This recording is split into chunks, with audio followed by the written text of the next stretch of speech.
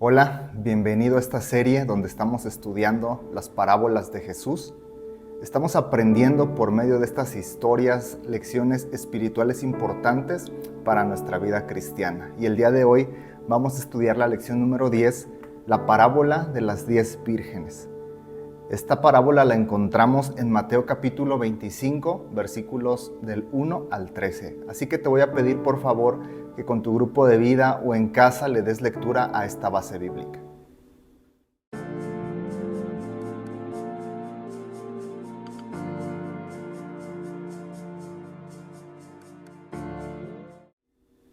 Vamos a hacer una oración para poner este tiempo en manos de Dios y que sea Él el que hable a nuestra vida. Señor, gracias por este tiempo, gracias porque nos permites estar conectados para seguir aprendiendo de tu palabra.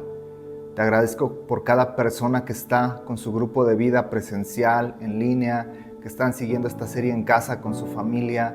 Gracias, Señor, y estamos aquí porque queremos aprender más de ti. Permite que tu palabra pueda llegar a nuestro corazón, que tu palabra hable a nuestra vida y podamos entender el mensaje que tienes para cada uno de nosotros. Danos un corazón dispuesto y un oído atento para escuchar tu palabra. En el nombre de Jesús te lo pido, Padre. Amén. Para comprender mejor esta parábola de las 10 vírgenes, es bueno conocer el trasfondo cultural. El matrimonio judío se daba bajo las siguientes premisas. El novio abandonaba la casa de sus padres el día de la boda. El novio estaba en casa de sus padres y con un grupo de amigos dejaba el hogar paterno y se dirigía a la casa de la novia. Ahí en la casa de la novia se celebraban las ceremonias nupciales, la ceremonia de boda. Después de eso, ya el novio junto con la novia emprendían una procesión, un desfile a lo largo del pueblo, dirigiéndose hacia el lugar del banquete, el lugar donde se celebraría el banquete, la comida y la fiesta. Por lo general, este banquete se hacía en la casa del novio. Tenemos este desfile entonces del novio, la novia, familia, amigos, música, algarabía, y el banquete se solía celebrar de noche. De ahí la importancia de llevar lámparas para alumbrar el camino y no tropezarse. Más o menos así se daba el desarrollo de la boda en la cultura judía. Ahora, en esta historia Jesús habla de 10 muchachas que podríamos considerarlas como 10 damas de honor, 10 mujeres que fueron invitadas a ser parte de la boda como damas de honor. Estaban listas, estaban preparadas, se habían alistado, cambiado, se habían perfumado y todo estaba preparado para la boda. Estaban esperando que el novio, que venía de la casa de sus padres con los amigos, llegara ahí a la casa de la novia para dirigirse hacia el banquete. Tenían lámparas, como te mencionaba, lámparas necesarias para alumbrar el camino. Las lámparas eran en ese tiempo un recipiente grande, quizás de barro, con trapos empapados de aceite, a los que se les prendía fuego y ese aceite quemándose alumbraba el camino. Pero estas 10 muchachas no eran iguales. Nos dice la Biblia que 5 eran prudentes y 5 eran insensatas. Insensatas, desprevenidas, porque no estaban completamente preparadas para recibir al esposo. En esto consistió la insensatez de estas 5 mujeres, no estar prevenidas para recibir al esposo. Llevaban su lámpara, pero no llevaban aceite suficiente para alumbrar. Por otro lado, tenemos a 5 mujeres que eran prudentes, porque guardaron una reserva de aceite. Llevaban su recipiente, los trapos empapados, pero llevaban aparte más aceite, previniendo que el novio pudiera demorarse.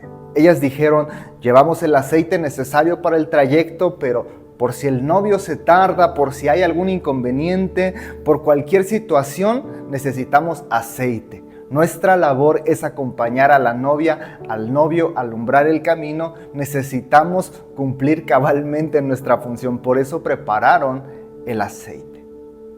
Ya todo estaba listo. ya estaban las 10 damas de honor con sus lámparas, pero el novio no había llegado. Y de hecho, en la historia que narra Jesús, el novio se tarda en llegar. Y se tarda en llegar tanto que a las 10 mujeres les empieza a dar sueño. Recuerda que el banquete se hacía de noche. Ya era tarde, entonces las mujeres empiezan a cabecear y terminan durmiéndose. Y no es una nota de condena, la Biblia no las condena por haberse dormido.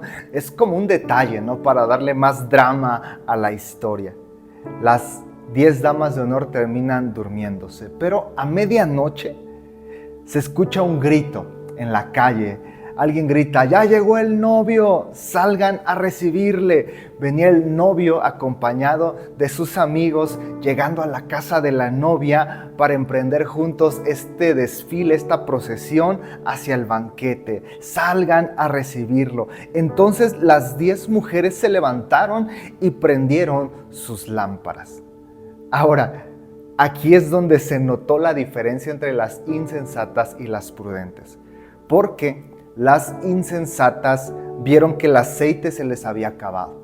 Como no habían llevado suficiente aceite, como no se habían prevenido, el aceite se había acabado y la lámpara se apagó.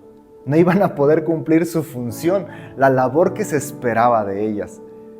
Como no tenían aceite, le dijeron a las prudentes que sí llevaban aceite: denos de su aceite porque mi lámpara ya se quedó sin aceite, se está apagando. Y la respuesta de las mujeres prudentes fue: no te puedo dar de mi aceite porque si te doy, nos va a faltar a todas. Es una respuesta que de primera pudiera parecer grosera, egoísta, ¿no? ¿Por qué si traes más aceite no le das a las que se les acabó el aceite? ¿Por qué no compartir? ¿Por qué no ser generosos? Pero recuerda, ellas tenían que acompañar la procesión. Las lámparas en cierta manera ayudaban a que el camino estuviera alumbrado. Las procesiones matrimoniales avanzaban lentamente. El novio y la novia iban caminando despacio hacia el lugar del banquete. Los amigos, la familia, la algarabía, música tocándose. Era algo tardado, ¿no? Y las mujeres prudentes pensaron: si les damos aceite a estas mujeres que ya no tienen, va a pasar lo siguiente: a medio camino se nos va a apagar la lámpara a todas. Y eso iba a ser un problema todavía más grave, ¿no? Entonces las prudentes dijeron: ¿saben qué? No podemos darle de nuestro aceite. Tienen que ir a buscarlo, tienen que ir a conseguirlo. Las insensatas entonces tuvieron que salir a buscar aceite. A la medianoche ir a casa de algún vecino, ir a alguna tienda quizás y comprar el aceite necesario. Pero recuerda que el novio ya venía en camino. Entonces, en lo que salieron a conseguir el aceite, llegó el novio y emprendieron el camino hacia el banquete de bodas. Cuando llegaron al lugar del banquete de bodas, solo las mujeres prudentes que habían estado preparadas entraron a la fiesta de bodas, acompañando el camino al novio y a la novia con sus lámparas encendidas. Llegaron al lugar del banquete, entraron a la fiesta y la puerta se cerró. Un momento después llegan las mujeres insensatas y empiezan a tocar a la puerta: Señor, ábrenos. Ya llegamos, Señor, ábrenos. Pero recibieron una respuesta muy dura: no las conozco. Versículo 12: de cierto les digo que no les conozco. Era demasiado tarde, ya no podían entrar a la fiesta de bodas. ¿Qué nos enseña a nosotros esta historia de la boda? ¿Qué nos enseñan estas 10 vírgenes respecto a nuestra vida espiritual? Jesús mismo señala lo que esta parábola nos quiere enseñar. En el capítulo 25 nosotros encontramos 3 parábolas muy importantes. Y tenemos que entender que Jesús ya está a punto de morir, está en los últimos días antes de morir. En Semana Santa estaríamos hablando del martes. Recuerda que Jesús es crucificado el viernes y resucita el domingo. En esos días, el martes previo a su crucifixión, Jesús dedica un tiempo para enseñar a sus discípulos, para enseñar a sus seguidores, y eran enseñanzas cruciales, claves, porque Jesús sabía que su tiempo en la tierra estaba llegando a su fin. Él sabía que iba a morir en la cruz, sabía que iba a resucitar con poder. Él dijo: yo entrego mi vida y la vuelvo a tomar. Jesús sabía que iba a regresar al cielo y que era crucial aprovechar esos últimos instantes para dejar enseñanzas importantes para la vida espiritual de sus seguidores. En estas 3 parábolas que encontramos en Mateo 25, la parábola de las 10 vírgenes, la parábola de los talentos y la parábola del juicio a las naciones, nos muestran cómo debemos vivir tú y yo mientras esperamos el regreso de Cristo. Estas parábolas nos dejan lecciones importantes de cómo debe vivir un cristiano mientras espera el regreso de Jesucristo en su segunda venida. Y en ese contexto es que debemos entender la parábola de las 10 vírgenes. Hay varios elementos en esta parábola. El aceite, que en la Biblia generalmente el aceite simboliza el Espíritu Santo, todo el contexto de la espera del novio. Hay muchos elementos, es una parábola muy rica, pero debemos entender que la verdad central, la verdad principal de la historia es muy clara. Tenemos que estar preparados para el regreso de Jesús. Ese es el punto central de la historia. Tú y yo tenemos que estar preparados para el regreso de Jesús. El novio representa a nuestro Señor Jesucristo. Ascendió al cielo, pero algún día regresará por su iglesia, regresará por su novia, para llevarnos con Él al cielo, para que estemos para siempre con Él, para tener allá en el cielo las bodas del Cordero, donde la iglesia estará para siempre con su Señor y Salvador. Esto es algo que la Biblia nos enseña constantemente, es una certeza y una esperanza segura que nuestro Señor va a regresar para que estemos con Él, pero el momento en que lo hará, nadie lo sabe. La Biblia es enfática en decir que nadie conoce el tiempo ni la hora del regreso de Cristo. Mateo 24, un capítulo antes, dice: porque como el relámpago que sale del oriente y se muestra hasta el occidente, así será también la venida del Hijo del Hombre. Algo repentino.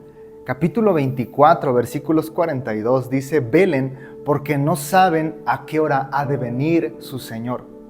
Si el padre de familia supiera a qué hora el ladrón habría de venir, velaría y no dejaría que roben su casa. Por tanto, ustedes también estén preparados, porque el Hijo del Hombre vendrá a la hora que no esperan.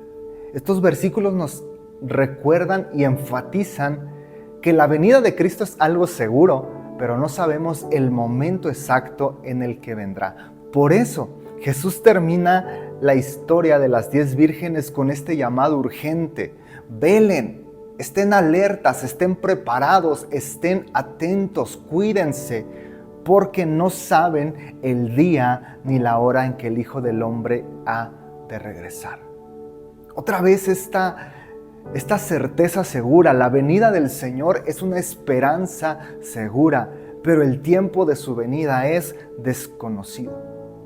Esta tensión entre la certeza de que Cristo va a venir, Cristo viene pronto, pero no sabemos cuándo regresa, nos lleva a entender la necesidad de estar constantemente preparados. No puedo darme el lujo de quedarme dormido en mi vida espiritual, de descuidarme, de ser imprudente y no prepararme para cuando venga mi Señor y Salvador.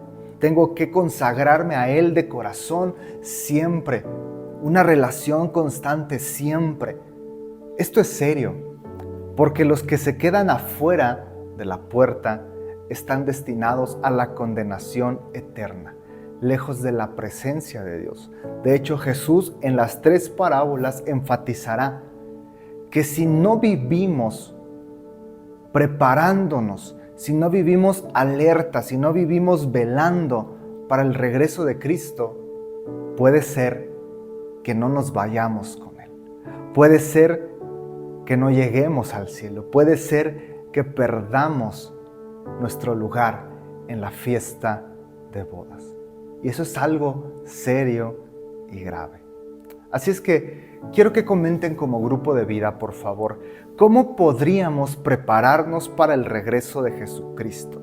Si la historia nos enseña que es importante prepararnos para el regreso de Cristo, ¿cómo podemos hacerlo? Comenten.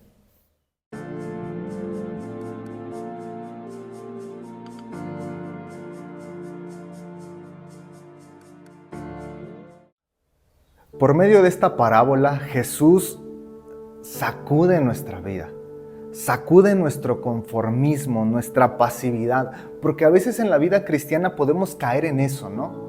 En un conformismo, en una pasividad, en una imprudencia.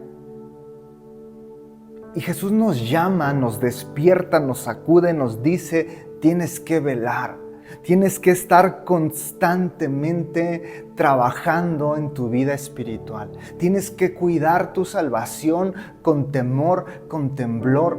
Tienes que mantenerte en esta comunión con Dios. No podemos darnos el lujo de quedarnos dormidos, de descuidarnos, de desconectarnos. Tenemos que velar por nuestra vida espiritual.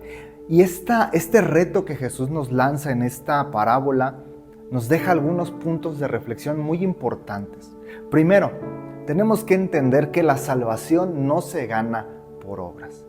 La salvación es por gracia de Dios. Y sabes, no hay nada que tú y yo podamos hacer para ganarnos el cielo. La Biblia nos enseña que la salvación es un regalo de Dios. Efesios 2:8 dice, porque por gracia ustedes han sido salvados mediante la fe. Esto no procede de ustedes, es un regalo de Dios. La salvación es un regalo que Dios me da, pero la fe genuina, el pasaje dice que la gracia de Dios nos salva por medio de la fe. Y una fe genuina se manifiesta o se demuestra en nuestra forma de vivir. Yo no puedo decir, creo en Jesús, creo que Él es mi Señor y Salvador, y adorar los dioses de esta cultura. No puedo venir a la iglesia y decir que Cristo es mi Señor y en la tarde irme de borracho, pegarle a mi esposa, andar haciendo tranzas en el trabajo, robar dinero. Obviamente no, ¿verdad? Mi vida manifiesta la realidad de mi fe. Y esto es lo que Jesús está diciendo. La salvación es un regalo de Dios. Cuando yo pongo mi fe en Jesucristo, por la gracia de Dios, recibo la salvación. Pero la forma en que vivo a partir de ese momento manifiesta qué tan sincera es mi fe, qué tan sincera es mi relación con Dios. Por eso la importancia de velar, por eso la importancia de perseverar en la fe, de vivir rectamente, de vivir conforme lo que Dios espera de nosotros y que nos enseña a través de su palabra. Tenemos que entender eso. La salvación no la ganamos por obras, pero nuestra manera de vivir sí demuestra la realidad de nuestra fe. Segundo, no sabemos el momento en que Cristo venga. Te decía, puede ser ahorita mismo, puede ser en 1 año, en 20, o puede ser que venga en 100 años cuando tú y yo no estemos en la tierra. Pero como no sabemos cuándo Cristo va a venir, tenemos que estar preparados en todo momento para que cuando Cristo venga, estemos preparados para irnos con Él.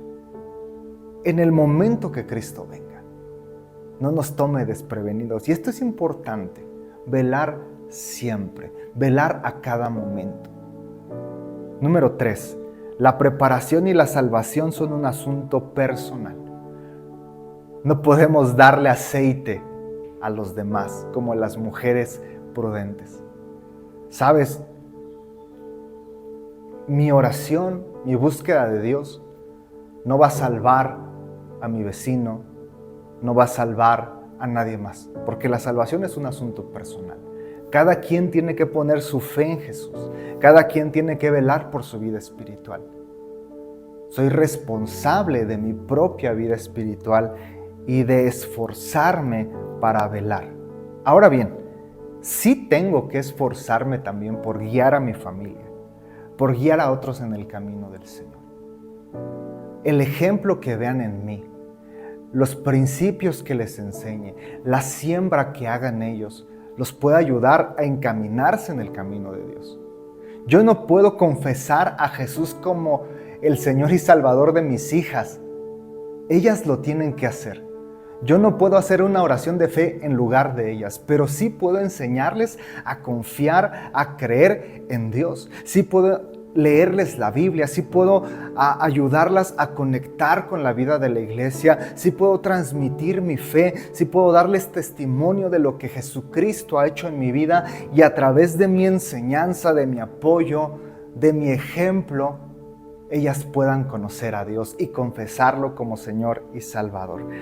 La preparación y salvación son un asunto personal. Cada quien es responsable de su propia vida espiritual, pero podemos ayudar a los que nos rodean a conectar con Jesús. Y número 4, la parábola distingue a los verdaderos discípulos, a los prudentes, de los que no son verdaderos discípulos, insensatos. Pero, ¿sabes? No me toca a mí juzgar. No me toca decir, fulano es un insensato porque viene al templo cada que quiere, porque... No, a mí no me toca juzgar. Ese no es el punto de lo que Jesús está tratando de enseñar. Lo que Jesús quiere enseñarnos con esta historia es, hay prudentes y hay imprudentes. Hay quienes se preparan, hay quienes están listos para la venida del novio, y hay quienes son imprudentes y están descuidados y desprevenidos. ¿Quién eres tú? Ese es el punto de la parábola. Tercera pregunta, ¿hay alguna área de tu vida espiritual en la que tienes que trabajar para estar listo y que en el momento que Cristo regrese puedas irte con Él? ¿Hay alguna área? Comenten como grupo, anótenlas ahí en su manual, tomen unos momentos.